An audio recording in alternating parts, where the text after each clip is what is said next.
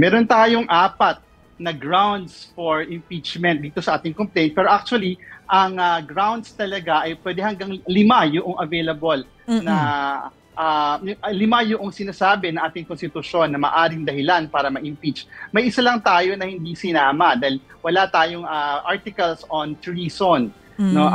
Yung una ay siyempre, pinakamahalaga yung betrayal of public trust, yung culpable violation of the Constitution. At kaya dito sa ating grounds, ang nakalagay dito ay yung unang ground that we are citing ay culpable violation of the Constitution and graft and corruption. Yung pangalawa naman ay bribery and culpable violation of the Constitution. Yung pangatlo, betrayal of public trust. At yung pang-apat ay yung other high crimes. Kung sakali pong ma-impeach si VP Sara Duterte, who's gonna take her place as Vice President po? Ano po yung proseso po dito? Kung mangyayari yun, nasa executive yung pag-appoint ng ating magiging Vice President. Meron ng ganitong precedent before, pero meron din naman tayong constitutional succession. No? Yung sinusunod yung succession in terms of kung sino yung pwedeng maupo bilang Vice-Presidente.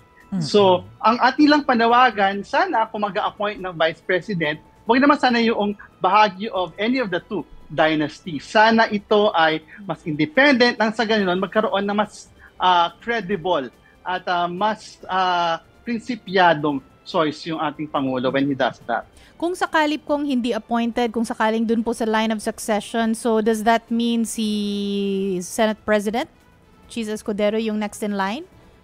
That could be one of the possibilities. Okay, and sige po, what are the other possibilities? Other possibilities, tulad nung panahon ni GMA, nag-appoint siya ng isang member of the Senate. So isa din kasi yun na maaaring mag-appoint ng member of the House or member of the Senate as Vice President. Pero kung halimbawa, once na ma-impeach, kung sakaling ma-impeach nga si Vice President Sara Duterte, automatic ba yun na magkakaroon din siya ng perpetual disqualification from handling any position in the government, o depende pa yun sa magiging desisyon ng Senate kung sakali? Pag na-impeach siya, na-convict siya dito sa ating grounds, perpetually disqualified na si Sara Duterte. So hindi na siya maaaring tumakbo sa kahit anong posisyon, hindi na siya pwede mag-hold ng any elective public office. And since pag nagsimula na yung impeachment process, of course required na si VP Sara to attend the hearings. Hindi na siya pwedeng tumanggi. Ganun po ba yun?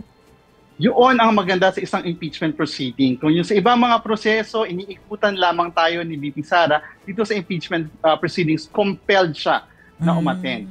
Oo. Pero throughout, linawin lang po natin no, para maintindihan po ng lahat, throughout itong impeachment proceedings, kung sakaling na mapunta nga talaga po doon, ay VP pa rin siya until ma-convict siya. Di ba? Hindi agad na ma-oust siya. Tama po ba? Or hindi agad matanggal sa pwesto? Yes, that's true. Okay. Meron po bang mga possible legal arguments na magpoprotekta kay VP Sara that will probably make her immune to an impeachment? Sa ngayon, meron po ba or talagang wala talaga po? Sa dami ng kasalanan ni VP Sara sa taong bayan, wala talaga siyang legal recourse kung hindi harapin itong mga pinapanagot sa kanya na mga kasalanan sa ilalim ng ating konstitusyon at dito sa ating impeachment complaint. Meron po ba tayong mga, how do you say this in Tagalog, pero mga political ramifications po no, kung sakaling ma-impeach nga si VP Sara na nakikita po ninyo? Mga consequences po, politically? Well, yung isang gusto nating political consequence, syempre, wag na uling maulit yung marahas, yung corrupt na administrasyon ng mga Duterte as a political consequence of this process. No? Pero syempre, sa dulo, ang tinitingnan natin dito, ano ba yung deserve ng taong bayan? Hindi deserve ng taong bayan ng ganitong klase na Vice President. Hindi deserve ng taong bayan ng Vice President na nagiging balita buong mundo at kinahihiya ng ating mga kababayan abroad. We deserve a Vice President na hindi tayo ninanakawan sa ilalim ng araw at napakaliwanag. So, doon pa lang tingin ko, the political cost outweigh yung magiging political benefits, hindi lamang para sa iilan, kundi para sa karamihan ng ating mga kababayan. Okay.